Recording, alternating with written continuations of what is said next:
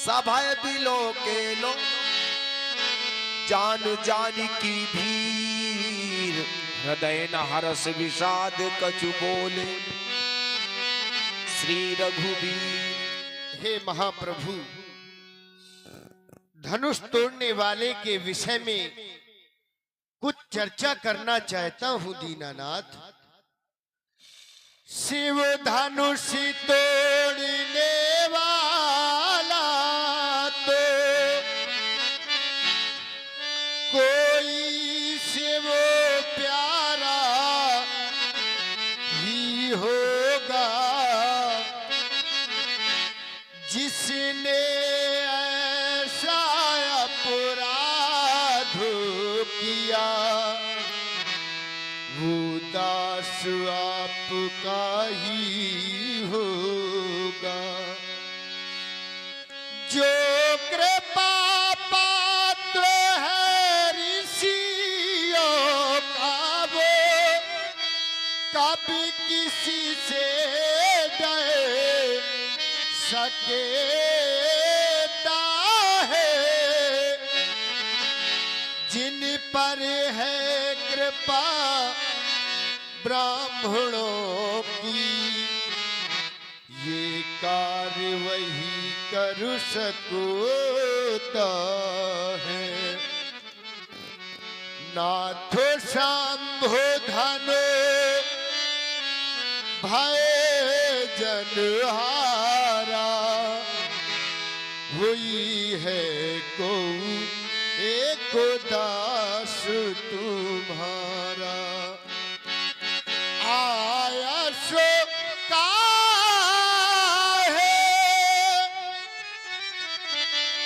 कहिए किन मोही,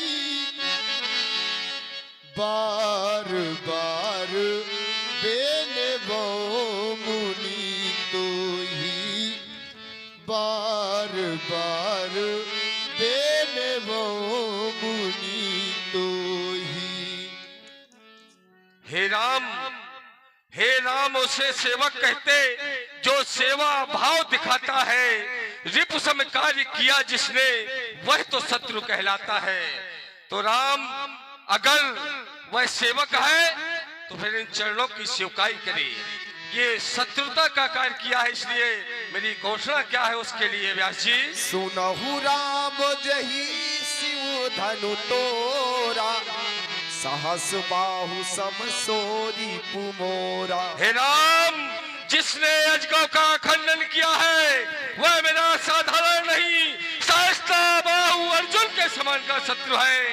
और सो बिल गाऊ बिहाई समाजा, नत मारे जय है सब राजा। राम, तुमने मुझसे पूछा आयुष का है कहो किन मोही, तो मेरा आदेश क्या है कि जिसने धनुष का खंडन किया है वह समाज से अलग हो जाए। और अगर वह समाज से अलग नहीं होता है तो समाज उसको छोड़ करके अलग हो जाए।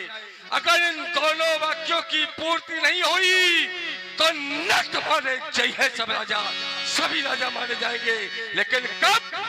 जब धनुष तोड़ने वाला समाज से अलग नहीं होगा तब। सुन मुनि बचन लखन मुस्काने, लखन मुस्काने बोले परसु धरहि अपमाने, लखन मुस्कान।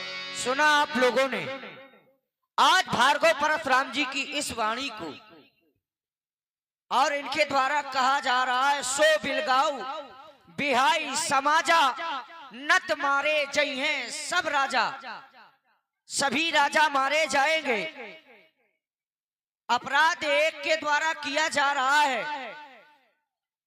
कार्य करने वाला एक, सीता एक और उसको करवाने वाला एक, लेकिन दंड सभी राजाओं के लिए। ये महात्मा परशुराम जी की वाणी हुई है कि सभी राजा दंडित किए जाएंगे। और कहा जा रहा है सुनहु राम जय शिव धनु तोरा, सहस बाहु सम सो रिपु मोरा। वह सहस्त्रबाहु की तरह मेरा शत्रु है, अरि है, रिपु है। और बताया जाता है मित्र और शत्रु के लिए तो ना कश्चित कश्चित मित्रम ना कश्चित कश्चित रिपु व्यवहारेण ही जायन्ते। व्यक्ति के व्यवहार से ही मित्र और शत्रु की पहचान होती है। यहाँ पर कुछ राजा ऐसे भी पधारे हैं जिन्होंने धनुष तोड़ने का प्रयास ही नहीं किया, जिनके कछु विचार मन माही चाप समीप महीप ना जाई। कुछ राजा यहाँ धनुष तोड़ने के लिए भी नहीं आए हैं और राजाओं में से दुष्ट राजाओं को तो मारो तो चल जाएगा, कुछ साधु राजा भी पधारे हुए हैं और इनका अवतार कोट है। अवतार कोट इस पृथ्वी में जब भी आते हैं तो बताया जाता है ये साधु राजा प्रसन्न होते हैं, संत ऋषि प्रसन्न होते हैं। लेकिन आज इनकी वाणी सुनकर सभी भयभीत हैं। सभय बिलो के लोग सब जान जान की भीड़, हृदय न हरस विषाद कछु बोले। श्री रघुवीर हमारे भैया आए, भैया के द्वारा बहुत ही मीठी वाणी से कहा गया वह आपका कोई दास ही होगा। इनके द्वारा कहा जा रहा है राम वह मेरा दास नहीं हो सकता। यदि सेवक है तो आकर के मेरी सेवकाई करे। तो दास और सेवक में भी बहुत अंतर होता है। दास अपने स्वामी के अधीन होता है, सेवक वह कहलाता है जो स्व इच्छा से आपका कार्य कर दे। और यहाँ पर प्रसन्न कौन है? अतिडर उतर देत नृप नाही, कुटिल भूप हर से मन माही। दुष्ट राजा वह प्रसन्न है और साधु राजा वो त्रसित है। जब आपके द्वारा ही ऐसा किया जाएगा, आपका तो अवतार कोट है मीन कमट सूकर नरहरि बामन परशुराम बपधरी। जब आपके द्वारा ही साधु राजा सताए जाएंगे, मन पछतात शी मातारी विधि अब सबरी बात बिगारी। आपके आने पर यहाँ सीता का विवाह हो रहा था, धनुष का खंडन हो गया, सभी प्रसन्न थे। लेकिन यहाँ विचारा जा रहा है कि विधाता ने आज बना हुआ कार्य हमारा बिगाड़ दिया है। और आज आप घोषणा कर रहे हैं कि सभी राजा मारे जाएंगे। तो हम केवल आपसे ये जानना चाहते हैं, हे महात्मा जी, ऐसा इस धनुष पर क्या लगाव है आपके द्वारा? क्योंकि हमने बाल काल में बहुत सी धनुषों का खंडन किया है और आप सहस्त्रबाहु अर्जुन की तरह वैरी बता रहे हैं। सहस्त्रबाहु पापाचारी था, अन्यायी था और धनुष तोड़ने वाला अपने गुरुओं का आदेश मानता है, अपने माता पिता के पैर छूता है, साधु संतों की सेवा करता है। वह समकोट का वैरी कैसे हो गया? बहुधनुही तोरी लड़काई कभौ नासरेस कीन गोसाई, यही धनु पर ममता कही हेतु। इस धनुष पर यदि ममता है तो ममता का केवल कारण जानना चाहते हैं। प्रातः स्मरणीय श्रद्धे राजकुमार लक्ष्मण, राजकुमार लक्ष्मण, जब वार्ता दो लोगों के मध्य चल रही हो तो सबसे पहली बात तो तीसरे को बीच में बोलना ना चाहिए। और अगर बोले भी तो अगर उनसे बुद्धि और विवेक में सबल हो, प्रबल हो उन दोनों लोगों से, तब आप बोल भी सकते हैं। लेकिन क्योंकि अगर कहीं ज्ञानियों की समाज लगी हो, उन ज्ञानियों की समाज में एक अज्ञानी मूर्ख व्यक्ति बैठा हो, तो वह मूर्ख व्यक्ति भी तब तक ज्ञानी गिना जाएगा, तब तक वो बोलेगा नहीं। जैसे ही उसने बोलना प्रारंभ किया कि राम नाम सत्य, सबको पता चल जाएगा कि यह ज्ञानी व्यक्ति बैठा था। तो इसीलिए कहा भी गया है, राजकुमार बोल समझकर बोलिए, बोल बड़े अनमोल और बोल ही राखत मोल है और बोल ही खोलत बोल। तो राजकुमार के द्वारा कुछ बिंदु रखे गए जो चर्चा के योग्य बिंदु हैं। राजकुमार लक्ष्मण ने कहा सबसे पहले तो कि यहाँ पर साधु राजा और दुष्ट राजा, दो प्रकार के राजा इस समाज में बैठे हुए हैं। और परशुराम जी के द्वारा घोषणा कर दी गई कि न तुम्हारे जय है सब राजा। लेकिन राजकुमार लक्ष्मण, इससे पहले ही मैंने क्या घोषणा की, अगर उस पर विचार कर लेते तो तुम्हें यह प्रश्न करने की कोई आवश्यकता न होती। मैंने पहले समय दिया, सो बिलगाऊ वह अलग हो जाए समाज से। अगर वह अलग भी नहीं होता है तो मेरी घोषणा समाज के लिए भी हुई कि सो बिलगाऊ बिहार समाजा, अगर वह अलग नहीं हो रहा है किसी कारणवश तो समाज उसको छोड़ करके अलग हो जाए। तो ना तो धनुष तोड़ने वाला अलग हुआ, ना ही समाज उसे छोड़ करके अलग हुई। तो आप बताइए, अपराधी का साथ देने वाला व्यक्ति भी अपराधी होता है।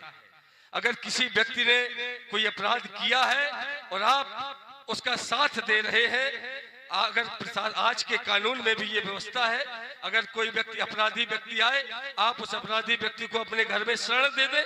अगर आपने उसे शरण दे दी और कोई पुलिस महकमे से कोई पुलिसकर्मी आया, उसने पूछा आपके यहाँ ये अपराधी व्यक्ति छिपा तो नहीं है, आपने कोई जवाब नहीं दिया, आपने कहा नहीं छिपा है हमारे यहाँ, तो आप भी अपराध की श्रेणी में आ जाएंगे। अगर वहां आपके घर से वह व्यक्ति मिलेगा तो चाहे वो साधु राजा हो चाहे वो दुष्ट राजा हो, यहाँ पर दोनों अपराध की श्रेणी में आ गए, क्योंकि अपराधी व्यक्ति का वह साथ दे रहे हैं। ये तो तुम्हारे पहले बिंदु का उत्तर हुआ। दूसरे बिंदु का उत्तर, राजकुमार लक्ष्मण ने एक बात और बड़े जोर दे करके कही कि मेरे द्वारा कहा गया कि सहस बाहु सम स्वरूप मोरा।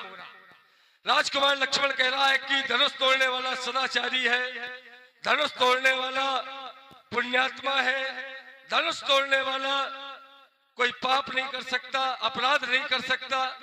तो राजकुमार लक्ष्मण,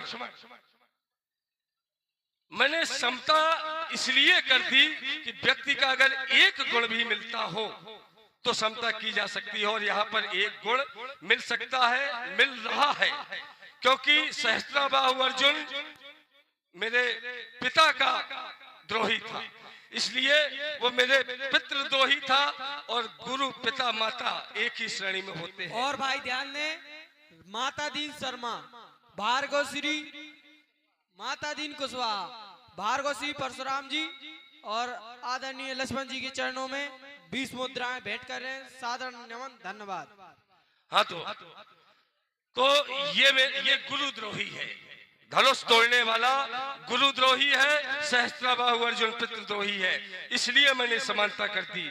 और ये बात ऐसा नहीं है कि पहली बार है, समानता एक तो मैं अर्धाली दे रहा हूं, एक प्रसंग से जोड़ रहा हूं आप सभी को। जो वाल्मीकि ऋषि जी हुए, वाल्मीकि ऋषि जी क्या थे? डकैत थे वाल्मीकि ऋषि जी। और वाल्मीकि ऋषि के विषय में क्या लिखा गया? वाल्मीकि भय ब्रह्म समाना, उल्टा नाम जपत जग जाना, वाल्मीकि भय ब्रह्म समाना। तो क्या वाल्मीकि ब्रह्म हो गए? जब वाल्मीकि और ब्रह्म की तुलना हो सकती है तो यहाँ सहस्त्राबाहु और धनुष तोड़ने वाले की भी तुलना हो सकती है। राजकुमार लक्ष्मण का तीसरा बिंदु आया कि बहु धनु ही तोरी लड़काई, कबहु न श्रिस कीन गुसाई। तो राजकुमार लक्ष्मण, ऐसा थोड़ी है कि हर प्रकार के दंड के लिए एक जैसा क्रोध हो, जैसा अपराध होता है वैसा क्रोध होता है। अपने मुंह से तुम स्वयं बता रहे हो कि बहु धनु ही, वो क्या थी? धनु ही, धनु ही। और ये क्या है? विदित सकल संसार। ये अजगौ भगवान भोलेनाथ के हाथों में सुशोभित होने वाला धनुष है।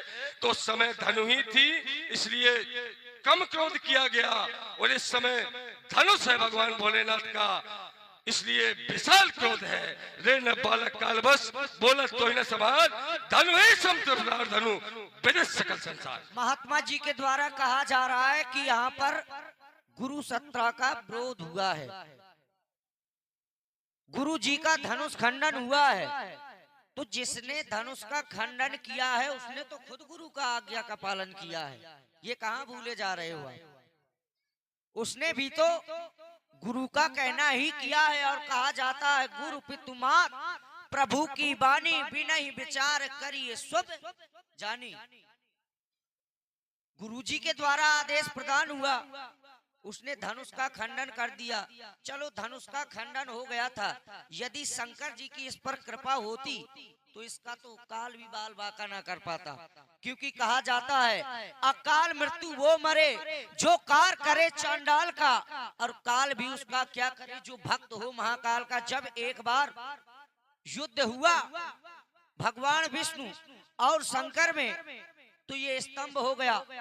जब से परित्याग कर दिया गया, और परित्याग की हुई वस्तु में अरे गणेश जी आ जाते, खड़ाना ना जाते, माता पार्वती आ जाती, तुम कहे लो हलंगा टांगे घूम रहे हो, तुम आ गए हो, विवाह हो रहा, बढ़िया भावरे वगैरह पारो, चक्कर में ना पड़ो तुम, और कह रहे हो तुम्हारे द्वारा कहा जा रहा है कि ये बड़ा धनुष है, और हमारी दृष्टि में तो सभी धनुष समान के होते महाराज। अच्छा ये बताओ, कभी आपने ये देखा है कि धनुष के द्वारा किसी को भोजन करवाया जाता हो?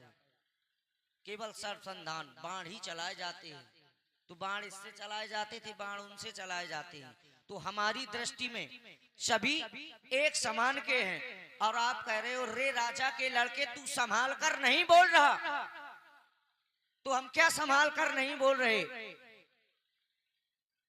हमने कहा गो साईं, गो नाम इंद्री, साईं नाम रक्षा करने वाला, इंद्रियों का स्वामी।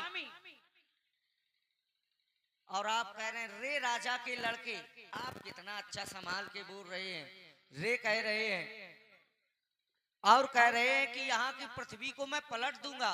तो आपने 21 बार पृथ्वी को दान किया है, ईमानदारी से बताना, जिस वस्तु को यदि दान कर दिया जाए, जिस वस्तु को दान कर दिया जाए, फिर उसमें अपना अधिकार कैसे बता रहे हैं परशुराम जी? अरे तुमको तो आना ही नहीं चाहिए यहाँ।